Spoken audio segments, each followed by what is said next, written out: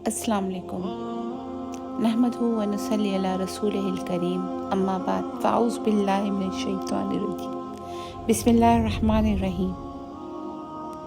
आए आज उम्रे के हवाले से थोड़ी बहुत मालूमात हासिल करते हैं।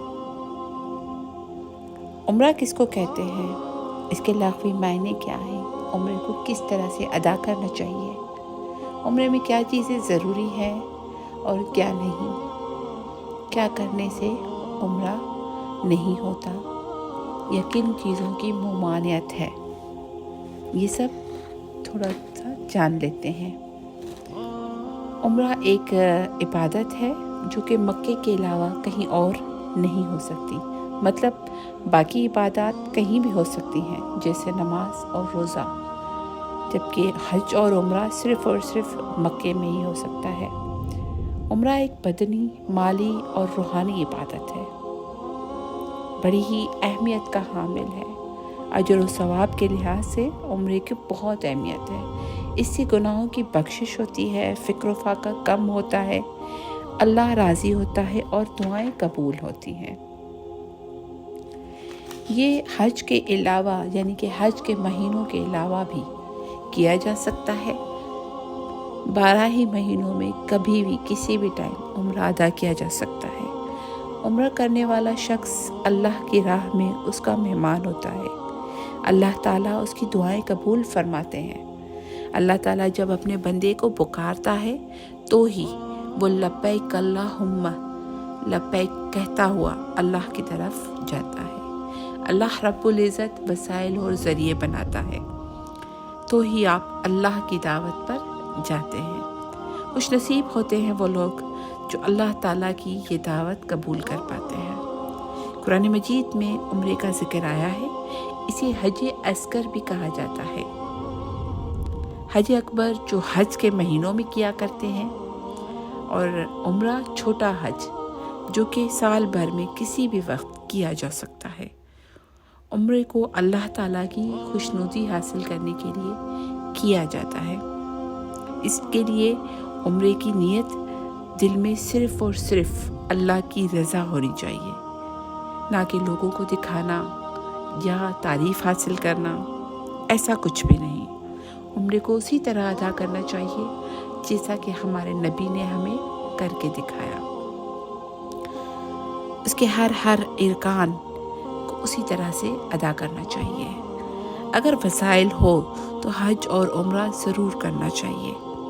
किसी और की तरफ से भी उम्रा किया जा सकता है। इसे उम्रा बदल कहा जाता है। ये एक बेहतरीन नेकी का रास्ता है जो कि अल्लाह ने लोगों के लिए मुख्तस किया है। इंसान को उसकी मुशक्क़त के बराबर अजर मिलता है। मतलब जितना इंसान वहाँ पर थकता है उतना ही उसे बहुत ज़्यादा अजर मिलता है। कोई मनसब, कोई मर्तबा, कोई चीज़ पेश नज़र नहीं आती। ये सिर्फ़ और सिर्फ खालिसतन अल्लाह के लिए अमल है। अब आ जाएं कि उम्रे के मनासिक को सीखना क्यों ज़रूरी है। एक मखसूस और ख़ास इबादत के लिए अगर हम अपने घर से निकलते हैं, जाते हैं, तो हमें पता होना चाहिए कि हमें क्या करना है और क्या क्या नहीं करना। तो इसके लिए हमें इसके मनासिक को जानना बहुत ज़रूरी है। बेसिकली उम्रे के 3 मनासिक हैं, यानी कि 3 अरकान हैं जो कि सुन्नत से वाज़े किए गए हैं, जिसके लिए हमारे पास सबसे पहले तो हमारा ज़ाते राह होना चाहिए, यानी कि सफ़र का सामान होना चाहिए। सबसे पहला जो सफ़र का सामान है वो है आपका तकवा, आपकी नीयत, जिसके साथ आप ये सफ़र करेंगे। फिर उसके बाद वो ज़रूरी अशिया जो मुख्तसर सी हों लेकिन आपके साथ होनी चाहिए। उम्रे के जो अरकान हैं उनको करने से पहले ये जान लें कि उम्रे के लिए मखसूस लिबास सिर्फ़ और सिर्फ मर्दों के लिए है, औरतों के लिए ऐसी कोई बंदिश नहीं है। उम्रे के 3 अरकान होते हैं, एहराम, तवाफ़ और सई। तो सबसे पहले एहराम। अगर ये तीनों मुकम्मल हो जाएं तो फिर उम्रा मुकम्मल हो जाता है। पहला है एहराम। حج اور عمرے کی نیت کو احرام کہتے ہیں۔ اس سے مراد لباس نہیں ہوتا، اس سے مراد دل کی نیت اور ارادہ ہے۔ احرام کے لغوی معنی جو ہے حرمت والی چیز میں داخل ہونا ہے۔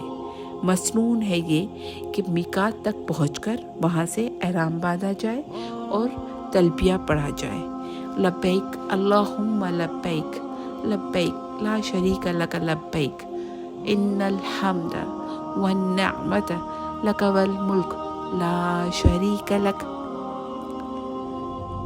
اصل یہ نیت ہے، لیکن مزاجن ان دو چادروں کو بھی کہا جاتا ہے جو کہ مردوں کو پہننی ہے، جو کہ سلا ہوا کپڑا نہیں ہونی چاہیے۔ انسلا کپڑا ہوتا ہے، دو چادریں ہوتی ہیں، ایک تہبند اور دوسری اوپر سے اوڑھی جاتی ہے۔ پھر اس کے بعد اسی میں عمرے کو کمپلیٹ کیا جاتا ہے۔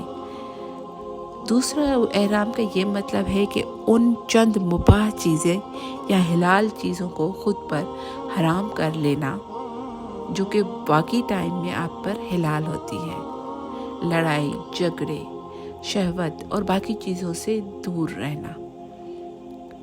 اس کے بعد احرام کے علاوہ مرد جو چیزیں نہیں پہن سکتے اس میں شلوار، قمیض، ٹوپی، پگڑی، کوٹ، پتلون، پجامہ، موزے بھی وہ جن سے ٹخنے ڈھکے ہوئے نہ ہوں، موزے یا ساکس جو بھی۔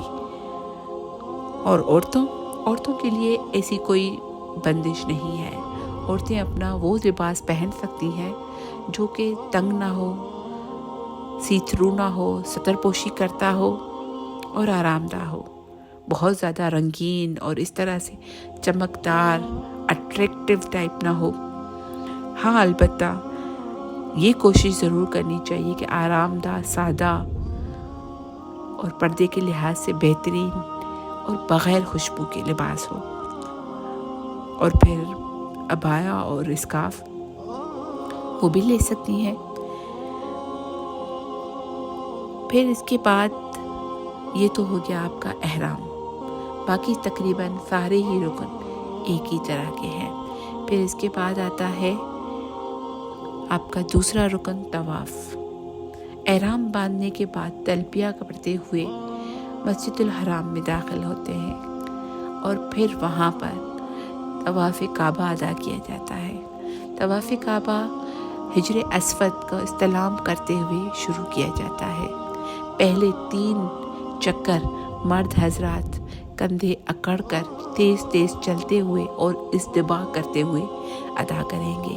استباح کا مطلب ہے چادر کو کندھے کے نیچے سے لینا، جس طرح سے ساڑی پہنی جاتی ہے۔ ایسا صرف طواف کے دوران ہوگا، نماز کے دوران نہیں۔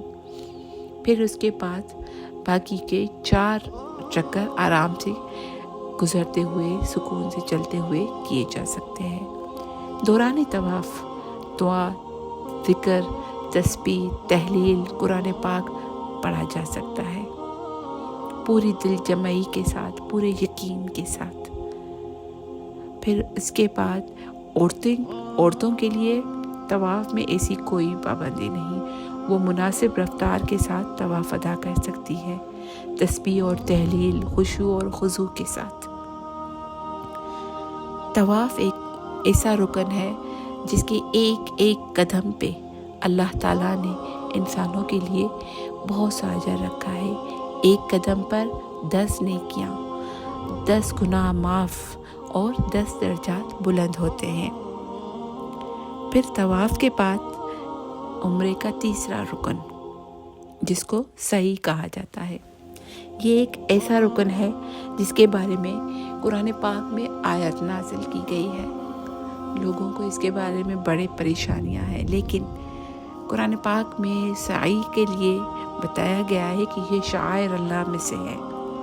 صفا اور مروہ کی 2 پہاڑیاں اللہ کی نشانیاں ہیں اور ان کے درمیان چکر لگانا، دعا مانگتے ہوئے، اللہ تعالیٰ سے تسبیح کرتے ہوئے، اس کا فیض اور فضل مانگتے ہوئے چکر لگانا ہمارے لیے بڑی ہی سعادت کا مقام ہوتا ہے۔ سعی کس طرح سے کرنی ہے؟ सई के लिए आप बाब सफ़ा से दाखिल होंगे और शुरू के मकाम पर दुआ मांगते आगे जाएंगे और सब सुतूनों तक मर्द हजरात तेज़ तेज़ भागते हुए चलेंगे, उसको रमल कहते हैं। फिर उसके बाद सब सुतूनों के बाद आराम से चलेंगे और फिर एक चक्कर सफ़ा से मरवा तक, फिर मरवा से सफ़ा तक, ये हो गए 2 चक्कर।